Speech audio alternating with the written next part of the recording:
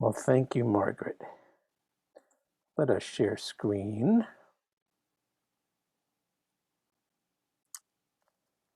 I think this is it.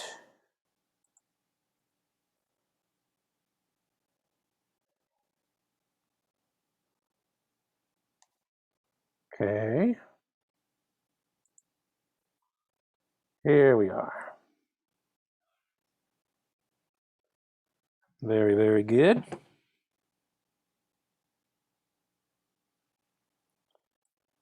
Okay, welcome. We are back on track, continuing to learn about meditation and intimacy between men and women. We will also continue our study of mindfulness and compare it to concentration.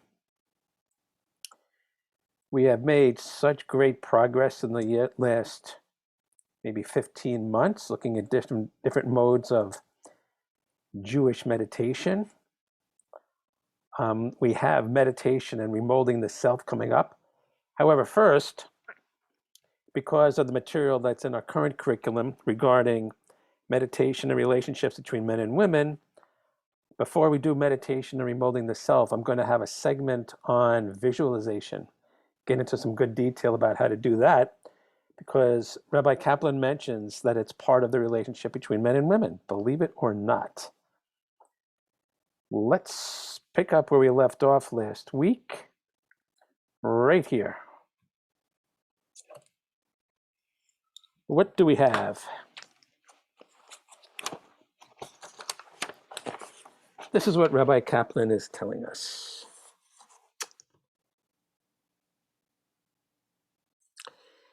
In general, using meditative techniques during intimacy can enhance the pleasure measurably. So right off the bat, he's mentioning that the power of meditation can enhance the experience of intimacy, just as he has said that the power of meditation can basically enhance anything. And if you recall, he talked about how meditation can even enhance the experience of washing dishes. So for sure here, something so sensory and physical, it can do the same. Such a practice focuses the minds of both partners exclusively on their mates and thus serves to strengthen the marriage bond. So already he's talking about the kind of thing we've discussed where if you have a meditation skill, you can be one-minded. You can block out distraction and concentrate on what you're doing and who you're doing it with. That is itself a meditation. That's what we do at the end of every class. Couples who regularly use meditative techniques during intimacy have experienced important gains in their feelings towards each other.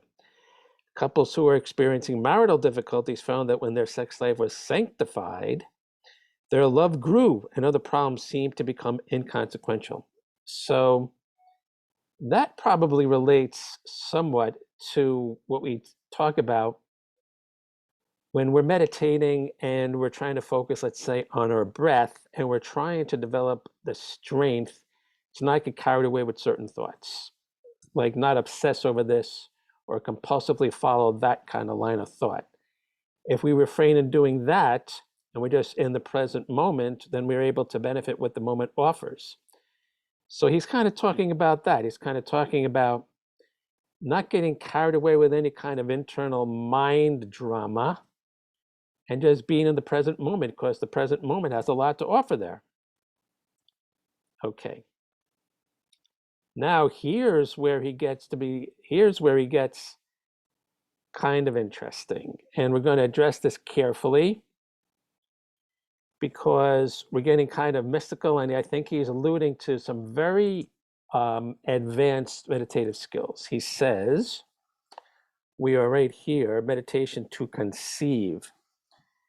The type of meditation that a couple can do when they wish to conceive a child is somewhat different.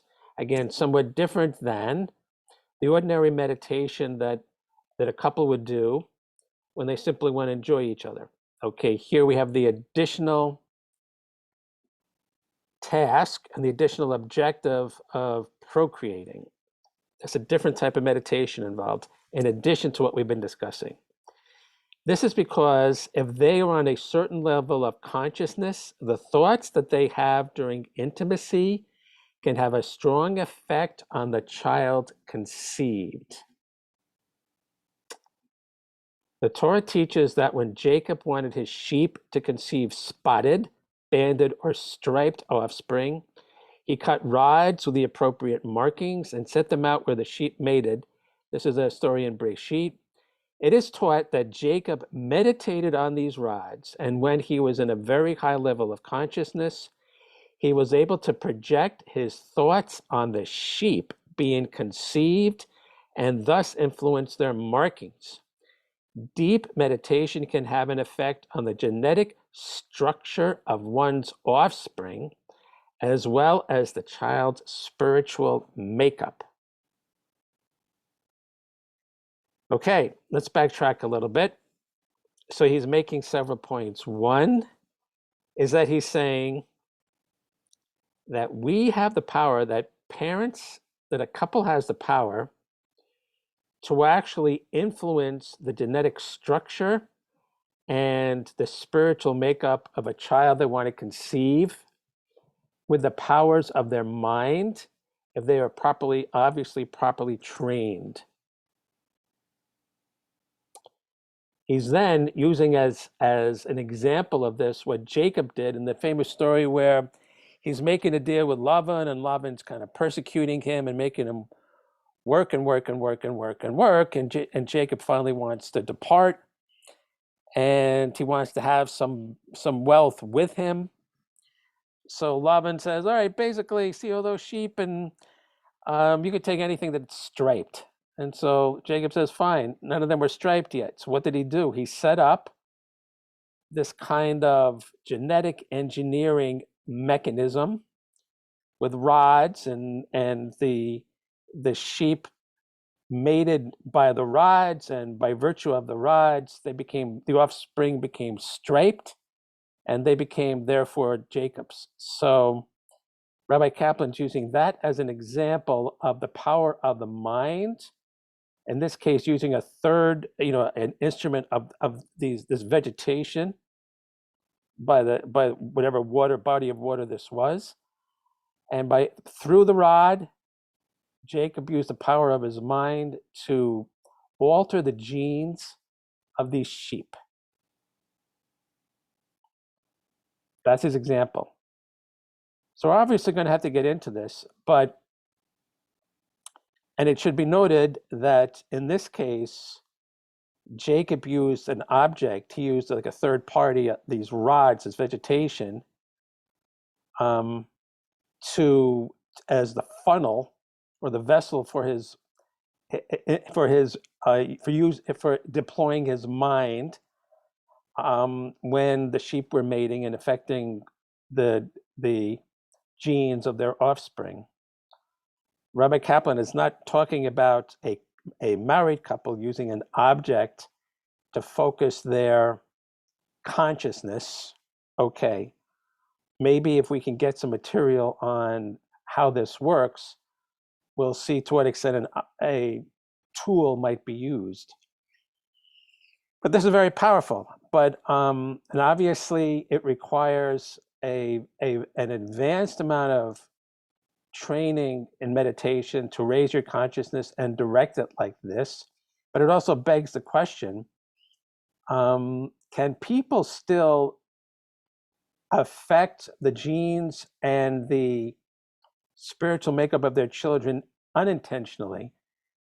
Meaning, can they, even if they haven't raised their consciousness fully and they haven't developed fully the skills to deploy it, and somehow affect their offspring, can they do it accidentally?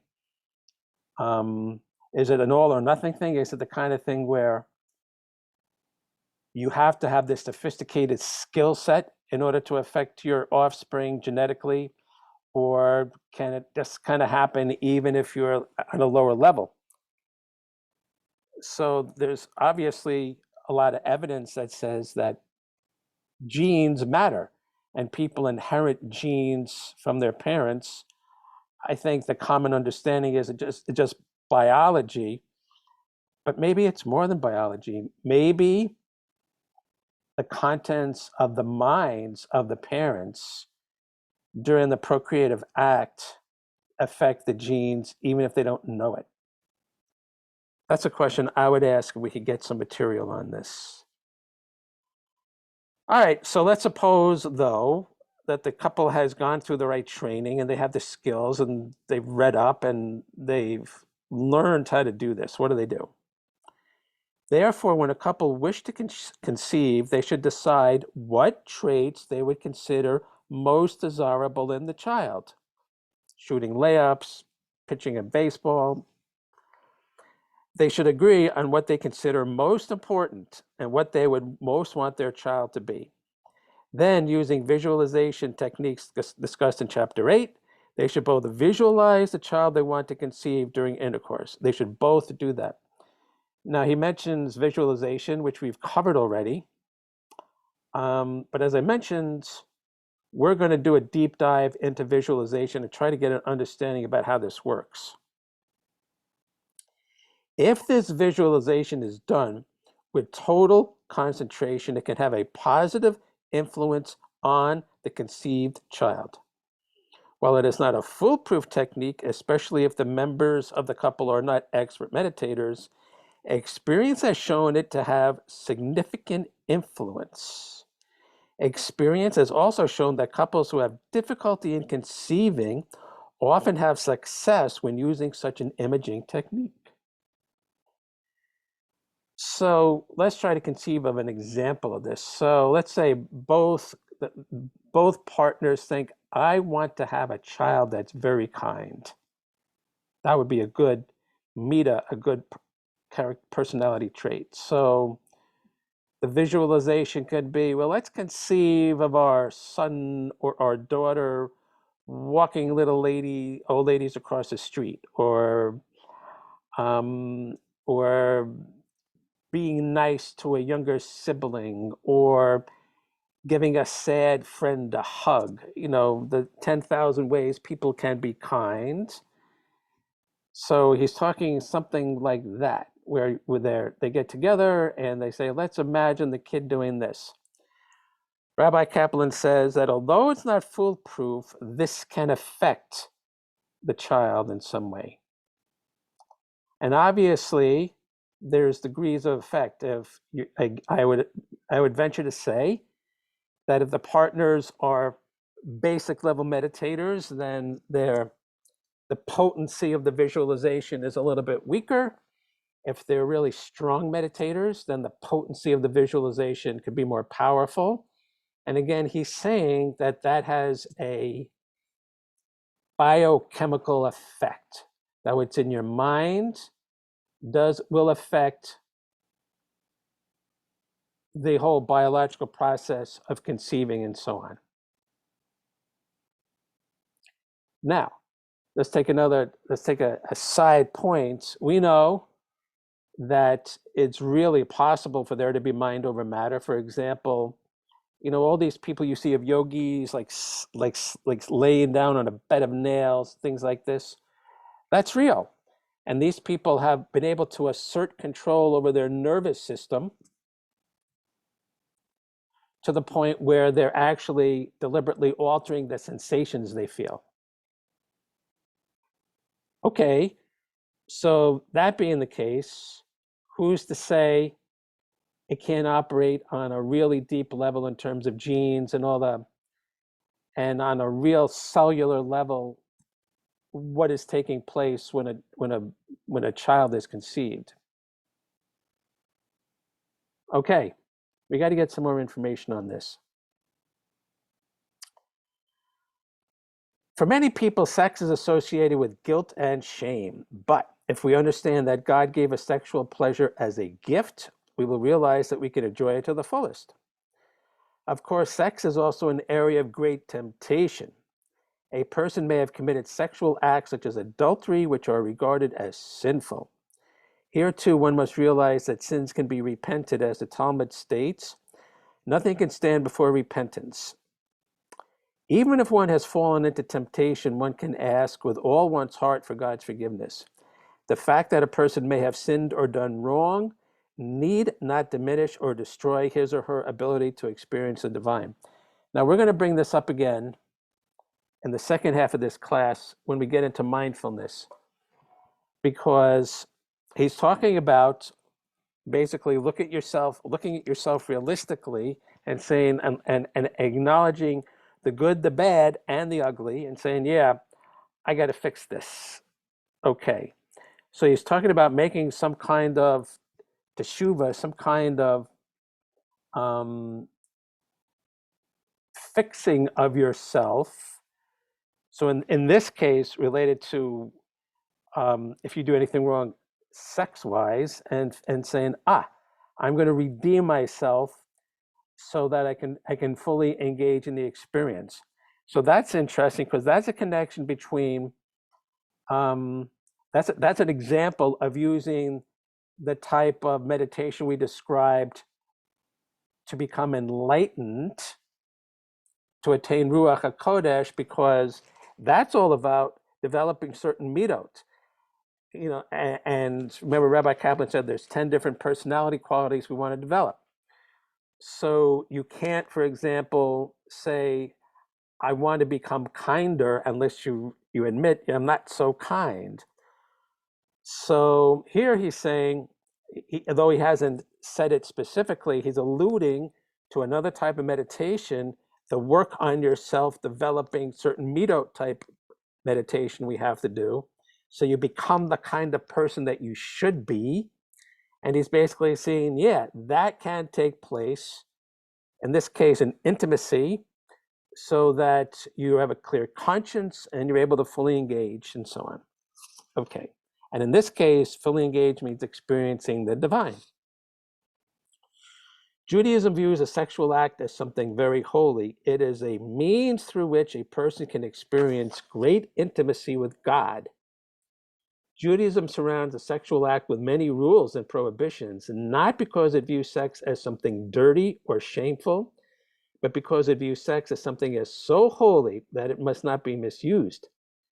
Used correctly with the right intentions and thoughts, sex can be the purest and holiest experience in the world, and meditation can enhance this aspect of the experience.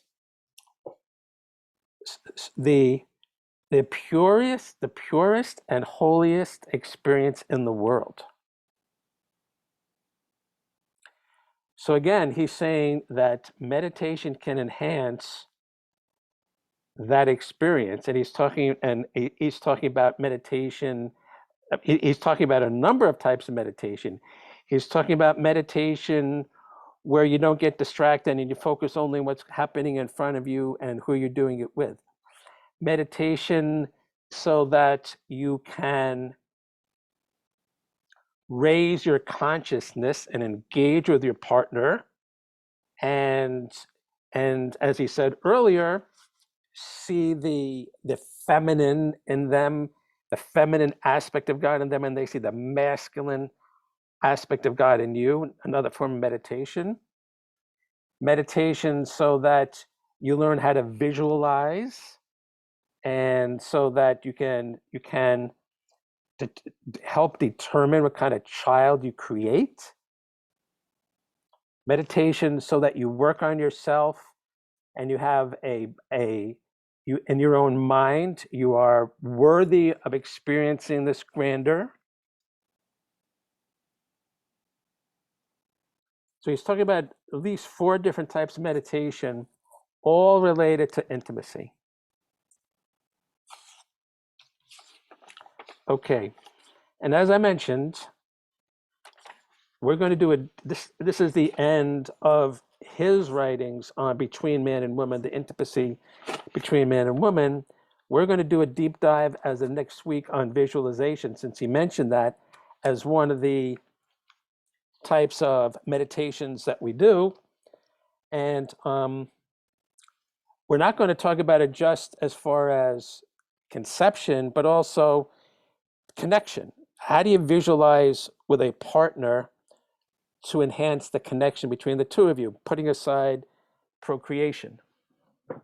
And I think we're due for that, because even though we covered visualization pretty well, now that he's bringing up with regards to intimacy, we got to get more details. Unfortunately, I came across some good sources for that. Okay, tricky stuff. Let's go to Bhante. And again, keep in mind what Rabbi Kaplan said, specifically regarding becoming a better person, becoming a person worthy of having an exceptional experience, atoning for your sins so that you have a clean slate when you have this intimate encounter. Here's the tie-in to what Bhante is going to say.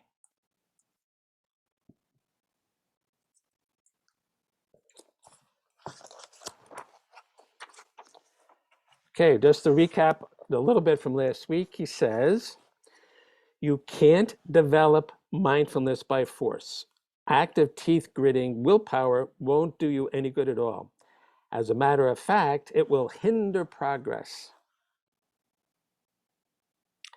Mindfulness cannot be cultivated by struggle. It grows by realizing, by letting go, by just settling down in the moment and letting yourself get comfortable with whatever you are experiencing. This does not mean that mindfulness happens all by itself. Far from it. Energy is required. Effort is required, but this effort is different from force. Mindfulness is cultivated by a gentle effort. You cultivate mindfulness by constantly reminding yourself in a gentle way to maintain your awareness of whatever is happening right now. Persistence and a light touch are the secrets. Mindfulness is cultivated by constantly pulling yourself back to a state of awareness, gently, gently, gently. So big points here. We're very used to like doing things intensely, analyzing, rationalizing, piecing things together, pushing, let's do this. And he's saying, nope, it's much softer. It's a more passive approach. Yep, and you just recognize. It's what I'm thinking, it's what I'm thinking, it's what I'm thinking. So he's emphasizing the gentleness of the approach. You're not completely passive, but you're active in a gentle way. Mindfulness can't be used in any selfish way either. It is egoless alertness. There is no me in a state of pure mindfulness. So there is no self to be selfish. On the contrary, it is a mindfulness that gives you real perspective on yourself. It allows you to take that crucial mental step backward from your own desires and aversions so that you can then look and say, that's how I really am. Here's the tie-in to Rabbi Kaplan. Mindfulness allows you to just have an open slate and not actively pick and choose like, okay, I see what's happening, everything in front of me. So if you're looking at yourself, you're basically saying, nope, I see this, I see this. Whether it's good, bad, or ugly, it's like, that's me, I got it, okay. You can see how mindfulness is the beginning of teshuvah and becoming a better person because you know what your starting point is. In a state of mindfulness, you see yourself exactly as you are. You see your own selfish behavior. You see your own suffering, and you see how you create that suffering. You see how you hurt others. You pierce right through the layer of lies that you normally tell yourself, and you see what is really there. Mindfulness leads to wisdom. So this is who I am. Okay. Mindfulness is not trying to achieve anything. It is just looking. Therefore, desire and aversion are not involved. Competition and struggle for achievement have no place in this process. Mindfulness does not aim at anything. It just sees whatever is already there. So again, as we develop mindfulness, we get to see what's under the hood, so to speak, of our conscious. We see what's lurking, what we've been hiding, what we've been rationalizing, what we've been avoiding to think about, avoiding to feel. Mindfulness is opening up to that. But what's real important is that he's saying we're not doing this in a judgmental way. That comes afterwards. We're not evaluating, is it good, bad, or ugly? Oh, yeah, I'm aware I do this. Oh, I'm aware I do that. It's a non-judgmental awareness. You at least got to know what the starting point is. You got to hear the noise under the hood before you can say whether it's a good thing or a bad thing, kind of thing. So that's why I'm saying that this mindfulness skill is essential to teshuva and everything that Rabbi Kaplan's talking about in terms of developing proper characteristics. You got to know what your starting point is. Mindfulness is a broader and larger function than concentration. It is an all-encompassing function. Concentration is exclusive. It settles down on one item and ignores everything else.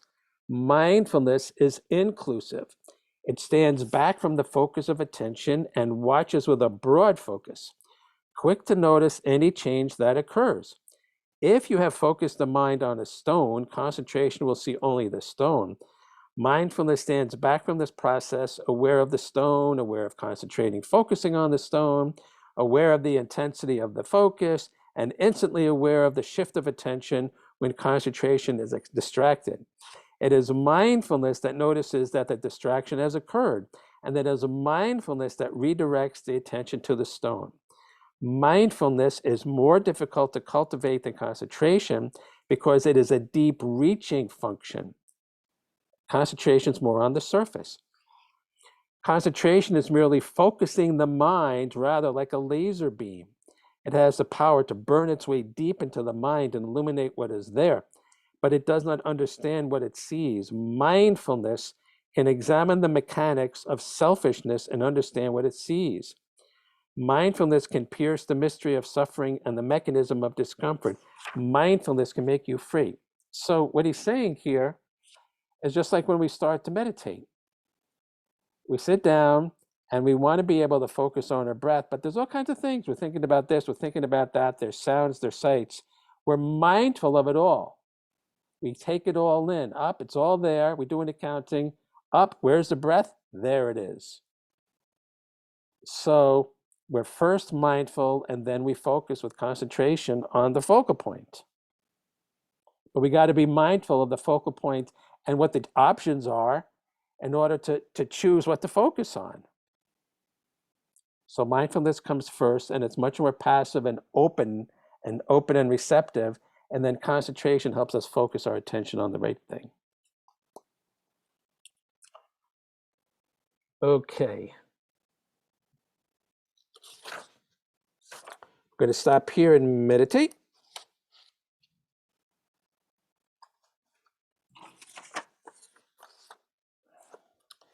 Very, very, very good.